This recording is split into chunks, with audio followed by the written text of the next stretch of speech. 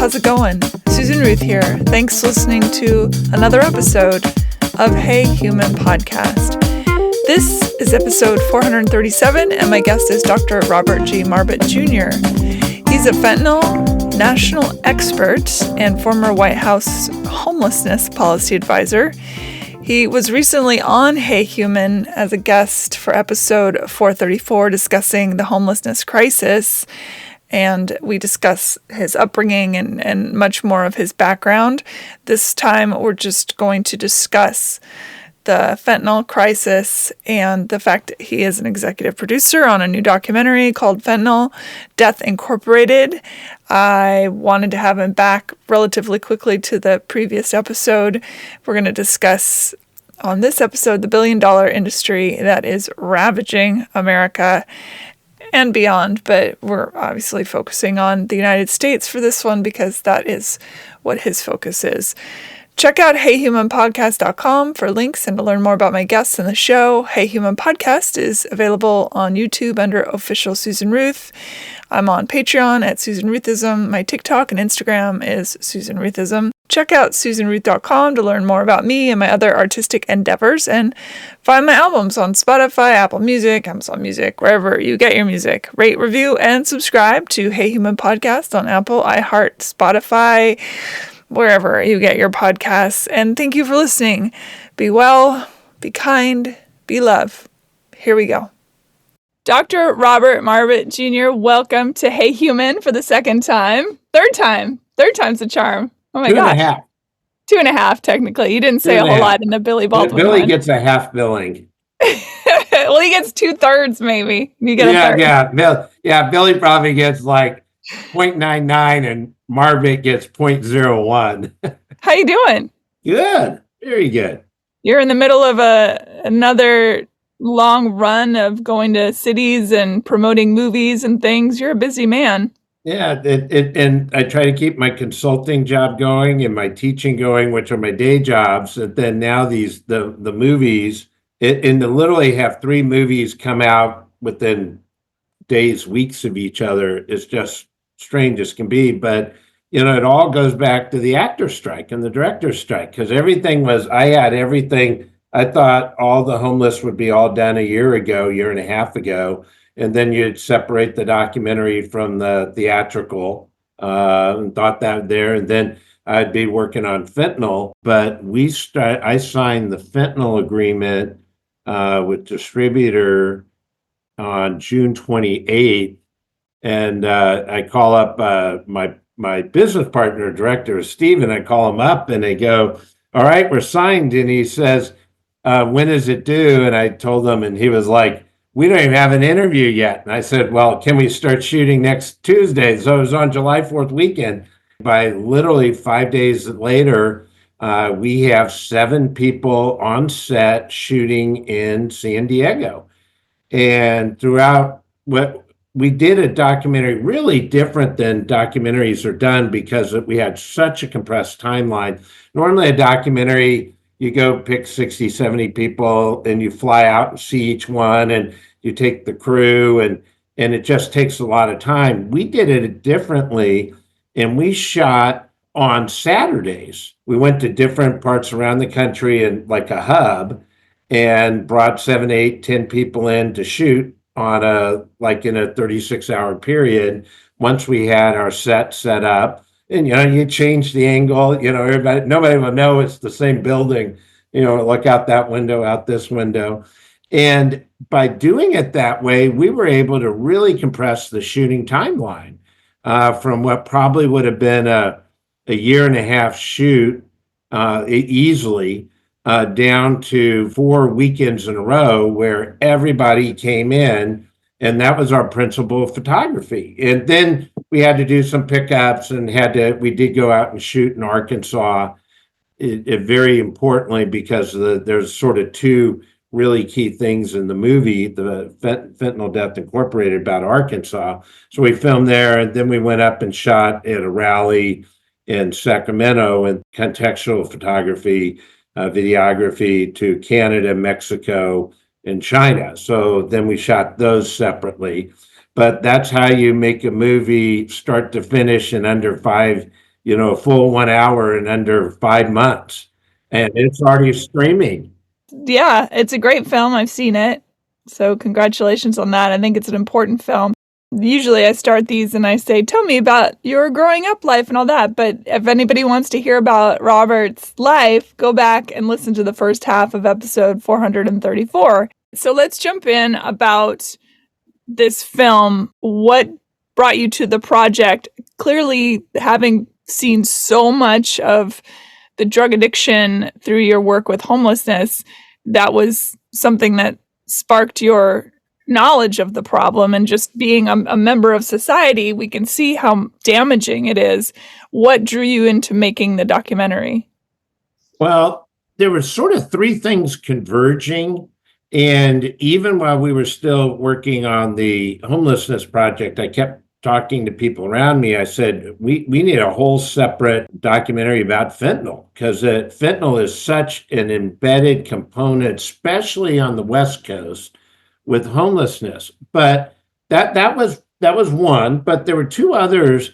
And I've always been around criminal justice issues. I have a master's in criminal justice. When I've worked in the White House, I've done a lot of cross agency activities or meetings or groups or initiatives or whatever around the criminal justice system. So I've always sort of been around that for a long time. I was chair of the crime control district in central San Antonio when I was mayor pro tem. I had the public safety budget, so I had the fire, EMS, police, and we're the first big city coming out of Mexico up I-35. So when a lot of part of the country wasn't seeing things, we were seeing it first. And so that was a second part. And then the third part is I've just been as a sort of an observer and studier of human nature. I've always been just really worried about the issue in the United States in particular, that why is it we're 4.25% of the population, and pretty much every illicit drug since PCP and angel dust hit in the 1983-84 timeframe, we have consumed in the United States generally 30 to 40% of every illicit drug across the board. It's not just fentanyl, it's everything. And with fentanyl, we at times started out at over 50%. And then as other countries got into it, Australia, New Zealand, for example, our percent comes down. But why is it we still hover around 30 to 40%? I don't know why every president, every senator, every sociology class, every psychology class doesn't concentrate on that. Because if you think about illicit drugs, not beyond fentanyl, but most domestic violence ties back to illicit drugs or alcohol. Almost all robberies and burglaries tie back to illicit drugs use. Medical cost in the United States that are connected to this, and why group plans are more expensive here than you could ever allocate anywhere else in the world. How much absentee from work injury caused by people under the influence at work. And so I really start by pushing back on the notion that there's sort of harmless or victimless crimes connected to substance abuse. And a lot of that started out of San Francisco, but not entirely. It's there are pockets all through the United States and Canada that really believe drug use is victimless and harmless. And I couldn't disagree more. And I see the net effect, what happens. And so when you add all that up, it's like we need to figure out how United States, just think if we could cut our use from the 30 to 40% range to 9%, we're still consuming 200% more than the average person does in the world. And that is a mind-boggling number. And it's not a fentanyl, it's everything. So why is that? Do you think it's about the mental health crisis and self-medication, or do you think if these illicit drugs were made non-illicit, would that change things? Well, look at what we did. California tried decriminalization of all of it, and it got worse. Same thing happened in Oregon and Washington, and the fact that California citizens overvoted their legislature. I mean, these are not right-wing conservative middle America red states. This is California, and I know the voting is still counting, and California loves to count forever. There's a lot of people here. Yeah, well, there are a lot of people in New York and Texas, and we can get the count done in 24 hours. And that's because California is totally mail-in, right? So although people do go in person, I think mailing in slows stuff down. Yeah, it slows stuff, and the way they have the laws about overseas ballots and such. Almost every other state, like, you get to a voting convention, they all everybody trashes California, and California goes, I know. But it looks like the citizen initiative to overrule the legislature is a 2-to-1 win. People are tired of this. And this sort of crazy experiment of let's decriminalize some of the most dangerous drugs ever seen to mankind and womankind in the world. Why would we do that? And so I think the citizens are pushing back. So that's not the reason. But I do think there's something about United States culture of one pill for everything. You got a knee pain, got a pill. Got cancer problem, got a pill.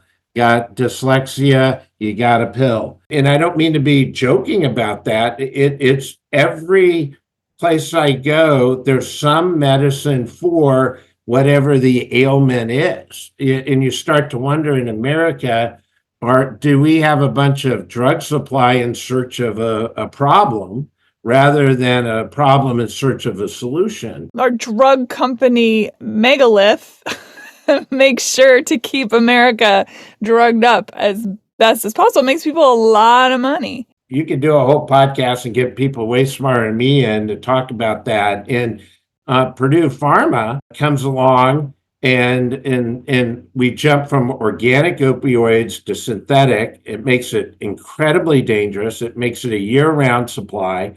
It makes it easy to make. It makes it where you can't smell it, taste it, or see it, and for the most cases. And then they come along, and the Purdue Pharma group, as well as everybody, Sackler family and all that group, comes along and says, and by the way, these drugs are not addictive. And so doctors were prescribing more. Even though they knew better. Yeah. I mean, the doctors had a duty to warn and duty of care. They knew better. And all the way down to how some of the pharmaceutical companies actually stood up, quote, peer-reviewed journals as stalking men, stalking women journals that were out there that you could say this is non-addictive. And I want to be careful. There are times that are medical need where you need medicine. There are absolute times when you need it. But the go-to in America seems to be a pill not working out, seems to be a pill and not walk around the neighborhood. Acupuncture, meditation, yoga, taking a nap in the afternoon. I mean, whatever it is, biological bodies are different, and so people respond differently. But instead of trying one of those 3 or 4, we go right to the pill. And again, there are absolute times where medication is critical for the survival of people. Absolutely. I'm talking about before we try everything else, we go right to the pill and get addicted. All the fentanyl precursor or synthetic opioids where they said they're non-addictive. I asked docs, I said, how can that be when the organic is very addictive? And they go, well, because, and they were just reading from the marketing materials. And I never got that. So that's one issue. And here's a strange deal that came up in sort of behind the scenes of doing the movie. We have doctors, we have anesthesiologists, we have DEA, we got DEA task force people, local, county, state. We got big policy, low policies. We have head of mega departments down to people who were the narco undercover down at the school. We got parents, we got family members, we got policy people. I got left, right, center. I got everybody across the board. I mean, it really is Noah's Ark on people who care about fixing or significantly addressing and successfully addressing fentanyl. And the strangest deal is we ask them questions and we go through, and at the very end, we ask the king or queen question. If you're a king or queen, what would you do? And we're expecting people, go after China, go after the cartels, go after the biker gangs in Canada. And we got that. But the thing we never directly asked, but came up almost 70% of the time in our interviews, was loneliness and lack of family connectivity, lack of meaningful connection from foreign service intelligence people to pastors, victim and survivor families to anesthesiologists. I mean, this is not a bunch of sappy, softy, you go up and find yourself in Boulder crowd. I have some of the hardest, toughest people on this issue, and it was across the board. We never even asked about family. We never once asked about family, and it came up over and over and over. Broken family, lack of family connectivity, and loneliness. I was at a dinner the other night by myself waiting. I was going to a play, my friend's play, and I went and took myself to a little Japanese restaurant down the street. And a family came in, mom, dad, and two kids who were probably, 7 to 8 years old. And the minute they sat down, the screens came out. The kids had big iPads. The parents were on their phones. I was there for 45 minutes. And this is not hyperbole. They did not speak to each other the entire meal. And I was so sad about it. What can really fix this, if this really is part of it, and I, again, we're not attempting to try to scientifically connect it to family breakdown, but we do know there are a lot of reports on loneliness that the Surgeon General has done at a scientific level. And if you start going, what happens if every family sat down and listened to each other, ate dinner together, and there's no cell phone? We don't allow cell phones at the dinner table, period. Just there's no cell phones, there's no computer. If somebody wants to look up something because it comes up in a conversation, you ask permission. Hey, does anybody mind if I go get a phone to look up something? Not to get on the phone, but to help with the conversation. Well, it's like growing up, we weren't allowed to watch TV during dinner. Same thing. Yeah, same thing. You didn't watch TV during dinner. A lot of people call that old school, and I'm starting to call it like we got to do this now school. Like we're in trouble as a society. And look how, at your point, I was going to bring it up. I was at a restaurant the other day with our film crew. We walked in and we almost started filming. Like we almost went back to get our cameras. I said, look around. We need to reconnect. We need to listen to each other. We need to not walk by a person and ignore them. We need to really listen to your family member and how are you doing? And we literally walked in, this entire restaurant was packed. Every table had their iPhone. Every single person had an iPhone out, and nobody was talking to each other. It's a real problem. I was in the airport walking, and of course airports are packed, walking to go to my gate, and I see a man pushing a stroller. The stroller is empty. His toddler is walking behind him, but he's on his phone. And he keeps walking, and she got distracted. And I'm watching this horrified. This little girl starts wandering the opposite direction. He has no clue. He gets maybe 10 yards down, and I'm moving toward the little girl to make sure she's safe. Another woman scoops up the baby, and then she's looking around, and these women sort of form a boundary around this child, And I said, he's over there. And he suddenly looks up and he's like, oh my God. And we kind of en masse deliver the baby back to him. But like a pack of elephants. What could have happened had any of us been nefarious? What if that lady who picked him up was not the I want to reunite? It was, Right. I want to kidnap, I want to ransom. And so I see stuff like this all the time. We're so disconnected from each other. And I think we're disconnected because we don't know how to touch the pain of our own loneliness. We can't even look at our partners and say, I feel alone in this, or I feel alone in the world. It's such a vulnerable feeling.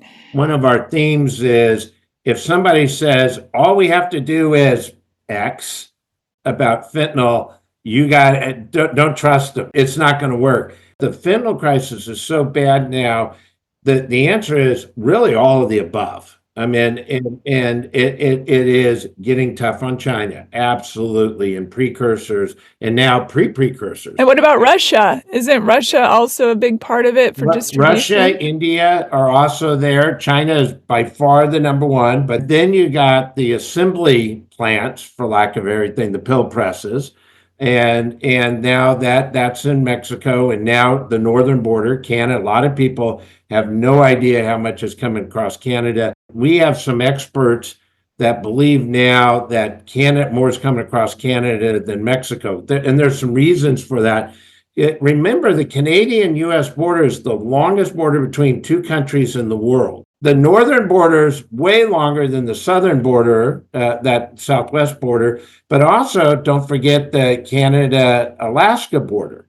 Right. And they drop off product in the woods, and then people hike in, get it. And of course, the border patrols find dead people who have died from the elements. But I have a friend who's now retired who did border at the Bellingham border, or at the what do you call it? The Peace Arch Gate. Yeah. And he said by the droves, they were stopping pills coming in by the droves. That's a wild one because it's literally a park that sort of United States and Canada share. And it's done in the old days before bad things were going on. And it's in a Canadian neighborhood, goes into this park that then goes into the American territory. And people go in and out and you don't know what's going on. And when you have a lot of agents up there, you can manage it. It's hard, it's pain. Some might argue it's a waste of personnel. But the problem is so many agents have been reassigned to the southwest border.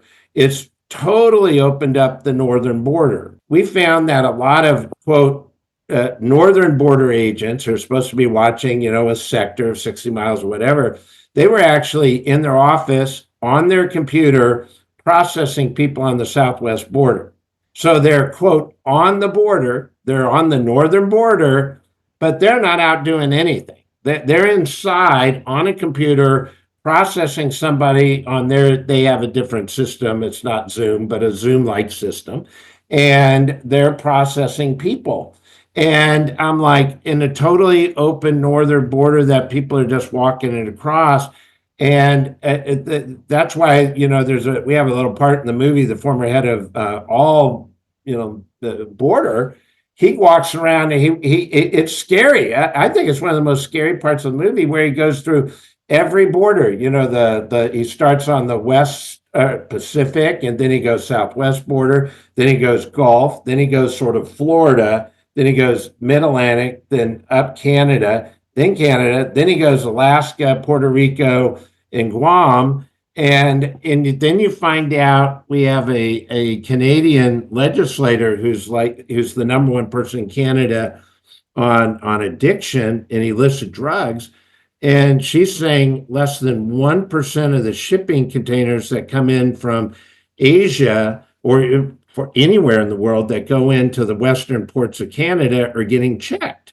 And so that means 99% of what goes into Canada is not checked.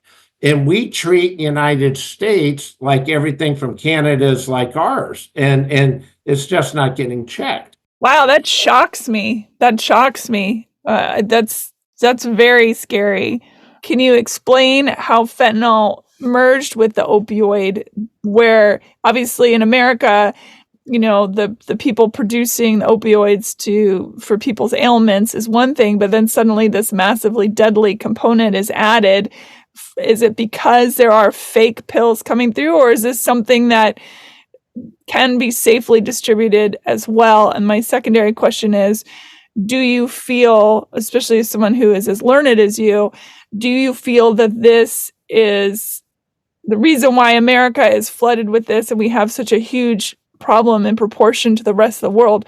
It's very diabolically on purpose that China and Russia and maybe India, but China and Russia more specifically are saying, how do we destroy from within? This is how. So that's like three questions at once. So let's start with the opioids. And I always think it's helpful to start at the opium wars. I know that's going back, but I'm a student of history, and I really believe part of if we need to understand how opioids and then now synthetic opioids have become so dangerous, you have to start with the opioid wars. And this is going to be way oversimplifying it, but we got to give it context. Great Britain wanted to sell opioids that were being made out of India, a territory of England. And they didn't, by the way, they didn't want to sell it in England, so they were selling it into China. And then the Chinese population, the Chinese local government said, this stuff's killing we've become the most unproductive society, and we used to be the most productive. We're now unproductive. We got problems. We got, all sorts of family abuse. Our economy is falling apart. So China went and said, we're going to have zero. We're going to go burn it. They rounded it up, burned it and such. And Great Britain held their government hostage because they were destroying the opioids, the crops, and they were destroying the product. And they said, we're going to make it illegal to have any opioids. And Great Britain said, you can't do that. We want a good supply chain that goes into you. You're one of the biggest populations in the world. Well, you got to do it. And then when they didn't, Great Britain took Hong Kong in order to have a port to make sure they continue to send illicit drugs into another country, which, by the way, Great Britain did not let Great Britain take opioids or use opioids. A revenge plot is coming, I feel like. They call it the reverse opium wars. America sat by the side. We were nominally on the Chinese side on this, barely, we could have done something. We didn't. We were sort of like, we gave them, rah, rah, we agree with you, China, but we could have done more and we didn't. France, Portugal, and Spain all supported Great Britain in that effort. So the Western society was like willing to addict another country. And by the way, they didn't want to be addicted themselves. So when it comes around again, you could see why the Chinese society is like, oh, that's pretty rich coming from you all. Like, now you don't want it. Now we're sending it your way. And more precise, medical fentanyl that gets invented in 1959, when it comes along, it makes surgeries, a lot of surgeries that were not doable or not successful, like open heart surgery. Fentanyl is critical or fentanyl-like products, but fentanyl now is critical for open heart surgery. We were losing people on the operating table because they would go into so much pain and shock. They would die because of the effects of the surgery, not the actual heart transplant. And so fentanyl comes along and makes heart transplants actually more successful, safer. You can pull the breathing tube out and everything else out. And there are a lot of mechanical reasons why that's there. So that's very important. But it's an incredibly powerful medicine. There's a lot of medicines you use in a hospital that you would never imagine using on the street. And you would never imagine not having an anesthesiologist, a lead surgeon, and a tech monitoring everything from heart rate to pulse to ox, to all this. And instead you do it out on the street and there's no monitoring. So what happens, that starts to get into society, and then oxycodone comes along with Purdue Pharma, Oxycontin, and they addict hundreds of thousands, millions of people in the United States. And then all the lawsuits come up that says there's an addiction problem. It is addictive. So suddenly everybody gets sued. It wasn't just Purdue Pharma. They're the name on the outside the door, but it's everybody, including drugstore chains. And so they all get sued. Doctors get sued. So it shuts down. China, in conjunction with the Mexican cartels, said, and there's one very specific guy who comes in from China and he goes to the cartels and he says, you got an addicted society, already addicted to this drug. They're wanting the drug. With all these lawsuits, it's cutting it back. Very few people spent any time thinking about what do you do with all these legally addicted people who got addicted through the medical, and how do you take them off?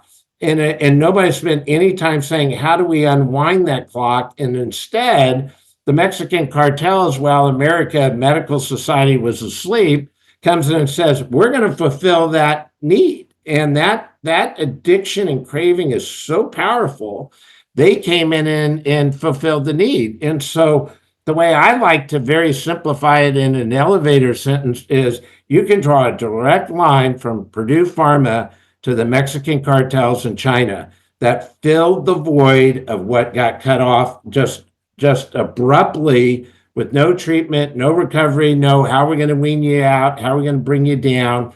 And so that was the first wave of illicit drugs, and it starts 2014-ish or so.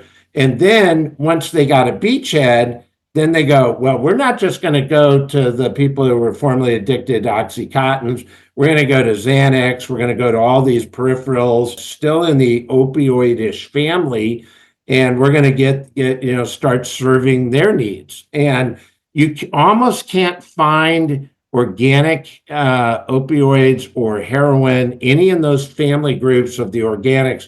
They almost don't exist. I was talking to a bunch of prosecutors a couple of weeks ago, and they said, we almost have no heroin cases left anymore. And that used to be their number one case. There are almost none. Everything's now gone to synthetic fentanyl. The whole Purdue Pharma is way worse of a story than anybody can imagine. And everybody sort of starts blasting the Mexican cartel. I think and they're bad folks. I mean, they are bad folks. And the Chinese bad actors who brought it over, they are bad folks. But this was also done within the American Medical Society too. Yeah, and leave it to America to not have a proper plan to fix something. They just once we went over the cliff and stopped that, cold turkey, the most addictive drug ever known to mankind, womankind on planet Earth ever. And by the way, it's the most lethal. And we had no plan other than we're going to have lawsuits, stop prescribing, and everybody goes off the cliff. And we have a great guy in our documentary, Fentanyl Death Incorporated, Tom Wolfe, who's a person who goes on the street at this time. He was medically addicted. He had a medical surgery, gets inadvertently addicted. Then those drugs are taken away from him. So he goes to the street to find his drug, rather than somebody saying, we know we got you addicted. Let's get you in a treatment program and use all that, the Purdue Pharma money and all those other monies, the opioid, and how do we take people who were already addicted and get them treated? And we didn't do that. That's not what was done. Yeah, and there was a lot of shame around people who were addicted. They didn't want to admit that they had the problem, so there's this huge secret that is riding this wave as well. So am I to understand then people they get the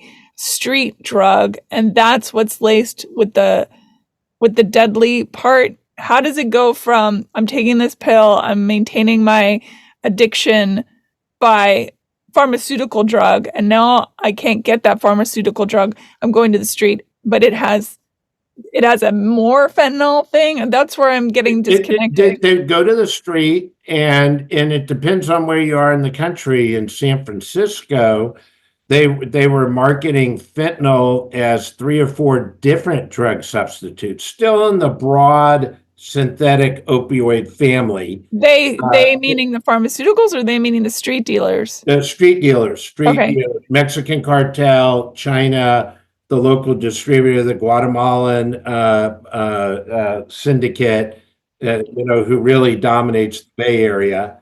And they started saying, here it is. And it was all fentanyl, but you needed Percocet. Here it is, synthetic fentanyl. They don't tell you that. Xanax, here it is, fentanyl.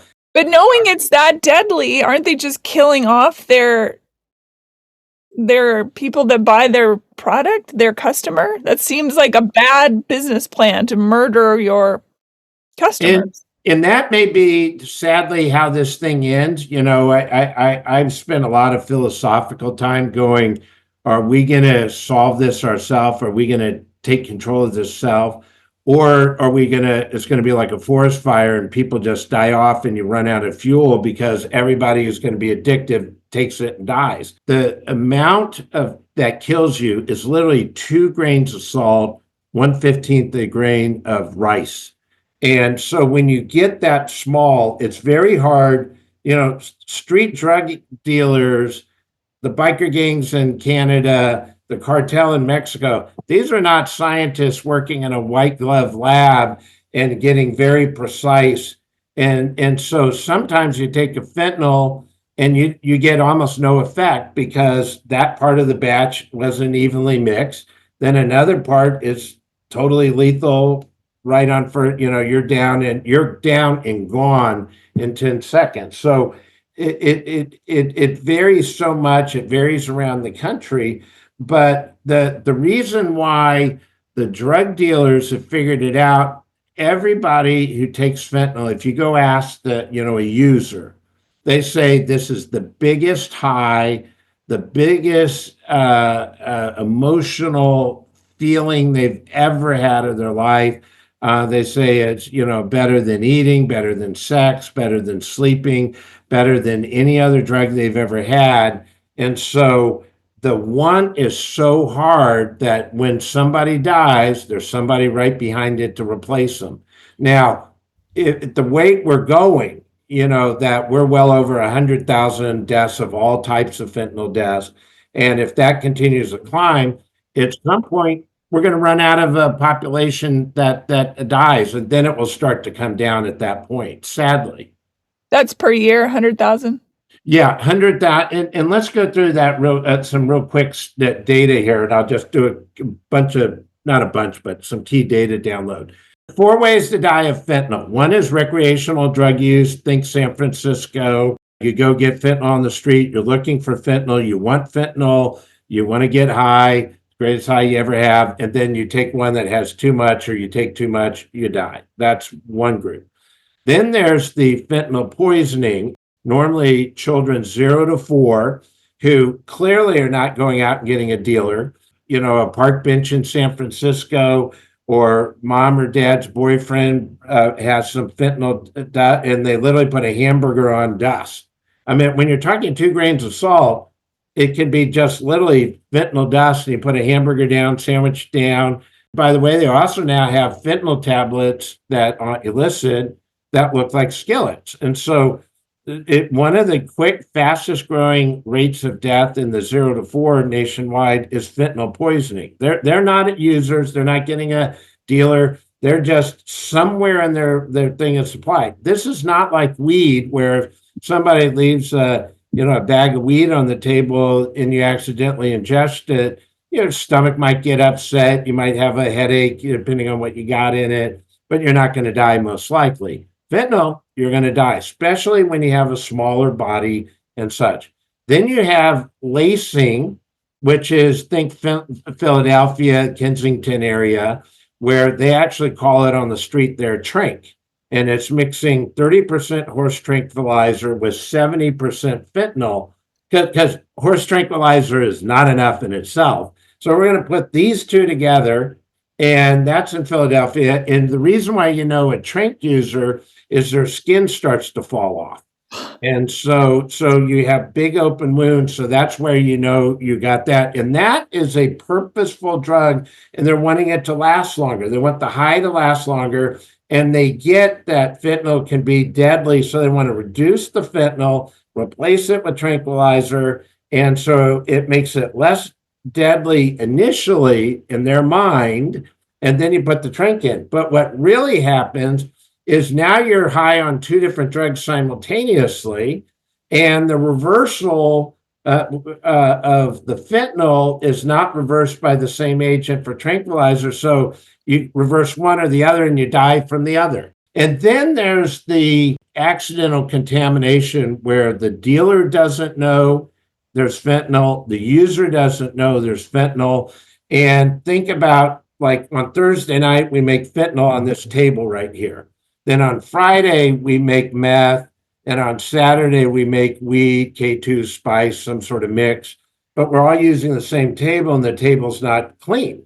And if you don't thoroughly sterilize it after fentanyl, that poison stays around, and people there are getting it and they don't even know what they're getting. A lot of people are dying from weed now and finding out it was fentanyl, and they had no idea. And those are the four ways you die. So when you add all of them up, because the government doesn't put them all in one box, and I'll add a fifth if you really want to go, where fentanyl is being prescribed, for medical purpose, medical need, and when it gets misused, that group's approaching 20,000, just that group, where they are prescribed a fentanyl, a synthetic opioid, and they say it's a patch for cancer, and they're supposed to put one patch on, but instead the grandkid takes three patches and puts three on and die. And so there's a proper prescription out there, but there's a misuse of medical.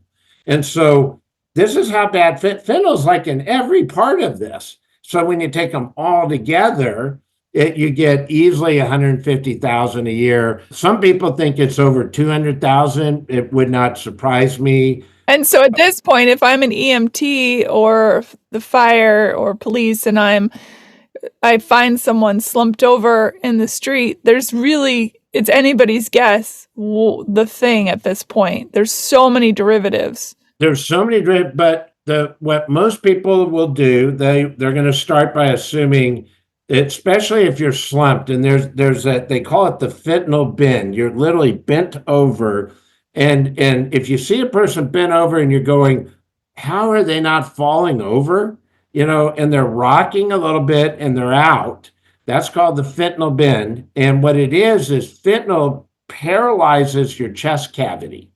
And so that's why the way fentanyl kills you is by paralyze your chest cavity. You don't breathe, you run out of oxygen and you die.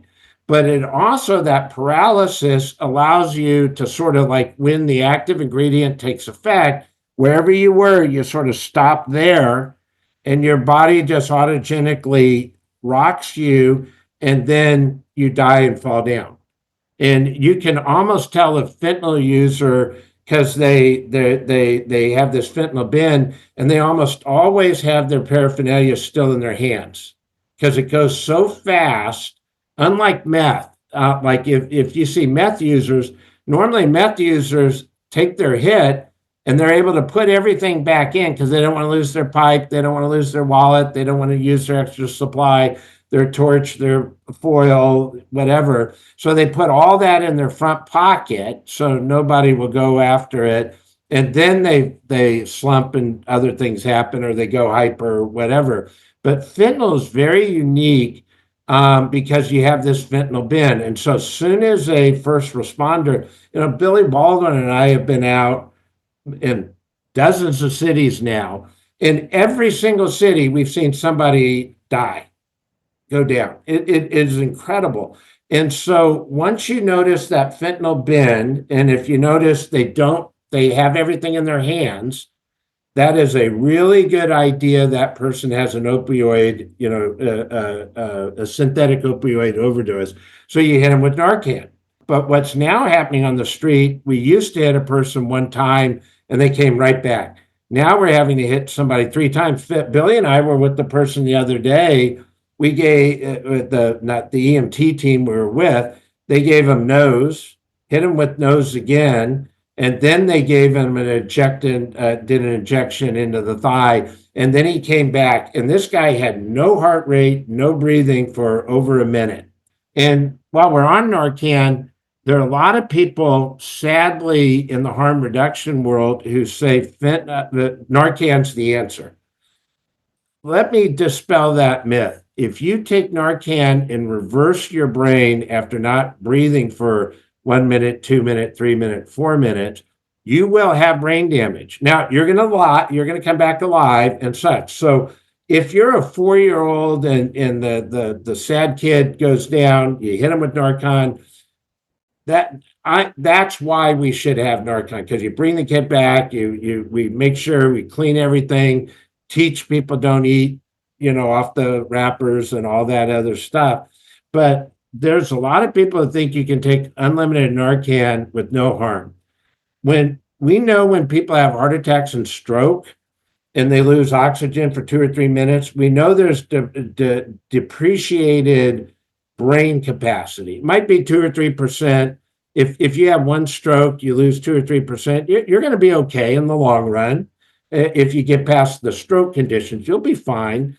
But if you have 5, 6, 7, 8 strokes in a row and lose 2 or 3% each time, now it starts to really affect you. Same with heart attacks, starts to affect you. And so we have to start thinking more about, he only went 1 minute without oxygen, to saying he's gone 27 minutes of his life without oxygen in 8 episodes, because that starts to create a cumulating effect of damage to the brain. And I think we got to be careful of making this myth that Narcan saves your life. Narcan can save your life, but it won't save your life in the long run. Like one of my first early shockers, and I've been shocked a lot in fentanyl, is I've not met anybody yet who's been on fentanyl over 18 months. Yeah. They die. Yeah.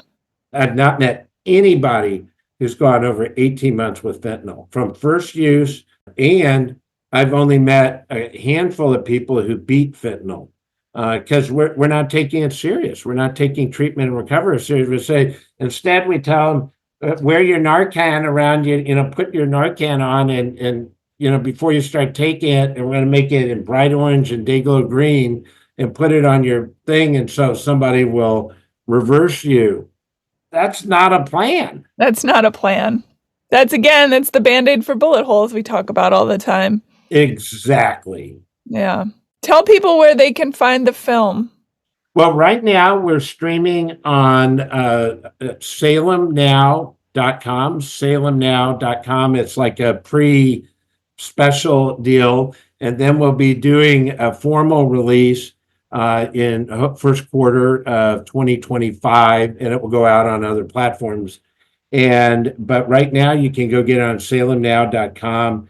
And I encourage everybody, because the best thing you can do to help solve the fentanyl crisis is be informed and not repeat bad decision making, and start making better decision making. And if we all as a society start doing that, that's first step. And yes, we got to get tough on China. We got to get tough on the cartels. We got to start focusing on Canada, which is on almost nobody's radar now. We got to start looking at the northern border. But at some point or another, United States citizenry, our society, should ask, why are we 4.25% of the world's population, but we're consuming 38% of the world's fentanyl supply? Right. And we have to stop making it about politics and bring it back to being about humanity and the human. That fentanyl should not be a right-left. It shouldn't be a conservative Democrat. It shouldn't be a liberal Republican issue. This should be a USA red, white, blue issue for all Americans, because it is killing everybody. If you look at the numbers, it's killing rich, it's killing poor, it's killing people who work with their hands, people who work with their brains, or people who work on the plant floor or inside an IT company. It's killing people across the board. It's so lethal. And it's the lethality of it, because you can't, everybody who starts to play with it, it's just a matter of time till you get that bad dose that puts you over. Why do you think there is such a disconnect? When we think about, for example, when you were talking before, I couldn't help but think of the cigarette companies used to be like, oh, cigarettes are fine for you. No worries, no problem. And they marketed to children. And then huge legislation was passed to get rid of things like Joe the Camel, Camel cigarette, things that made it enticing for kids because they knew to get them addicted young to have lifelong smokers. So things like car accidents and seatbelts or motorcycle accidents and helmets, all these things that were a response to save lives. Why not this? Well, I love the fact you brought up cigarettes, because in many ways, the story of cigarettes, especially over the last 50 years, gives me hope on fentanyl in a weird way. And I'll explain that in a second. But before I go there, we have to understand how crazy this has gotten. In San Francisco, you can get a fine almost up to $8,000. I think it's $7,800 is the max fine if you do some repetitive, just smoking outside a building. They do give tickets for about $250 and I've seen them give tickets. Police give tickets to smoke a cigarette outside a building. But in San Francisco, the health authority funded, and we got video on this in our homelessness movie, funded at $28 million a year, a quote, safe consumption of fentanyl site, which ended up not being safe at all and not, so-called harmless. But they were saying, well, if they do it with us, it will be better, which is, there's no treatment, there's no recovery. It's like saying, come do it with us and we'll give you the Narcan right here and we'll reverse it. And then you do that 30 times and you have no brain left. I'm shocked at how places in like Vancouver in Canada, San Francisco, a lot of places in the United States, you see no smoking, we card, we check, everybody over 21. And then when it comes to fentanyl, it's like, we will actually give you a pipe so you can safely do fentanyl. In Canada, they've really gone off the Looney Tune, and we found a machine outside the emergency room. I'm literally at the emergency room door where you can get safe smoking supply, and they call it safe smoking, which is just, I don't know how you can make fentanyl safe. It's safe. Fentanyl is the most deadly thing we've ever seen. You can't make it safe, but they give you can go buy a pipe in basically the emergency room at the hospitals, and San Francisco does that. So here's why I'm actually optimistic. In 1965, 48% of all adults in America smoked cigarettes in 1965. And now, last year, the last number I saw, I think was 2022, was 12% of adults in America smoked. So if you're in San Francisco and you say you get a fine for $7,800 for smoking a cigarette, why don't we make the same fine for fentanyl rather than the health department giving it to you and giving you pipes and giving you foils and giving you the straw and giving you the Narcan and say, come do it here with us. And when you pass out entirely and start not breathing and start not having a heart rate, we'll hit you with Narcan. Instead saying, why don't we fine you that? Or make the fine, instead of being money, the fine is mandatory 7 days in a treatment facility. Mandatory treatment, absolutely. And in California, up until this great citizen sort of revolt of the decriminalization, we need to recriminalize heavy duty drugs. We absolutely have to do it. And we have to criminalize heavy duty drugs that are high volume, big dealers, wholesale dealers. They need to get locked up for life. I mean, they need to not be in circulation.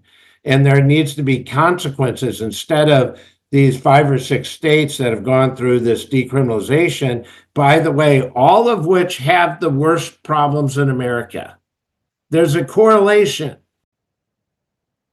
I think the people who are pushing these harm reductions, they have blood on their hands. I really I used to be a lot politer and nicer about it, and now I'm becoming militant because they're helping to kill people. I feel the same way about people that are arguing in our government about who can use a bathroom. It's like, honey, there are bigger freaking problems in this country than where you're going to pee. It makes me crazy how I understand the theater circus, and I get that. I know that that's what people love to see. They love the fighting, they love the theater, they love the circus, but to what end and at what cost?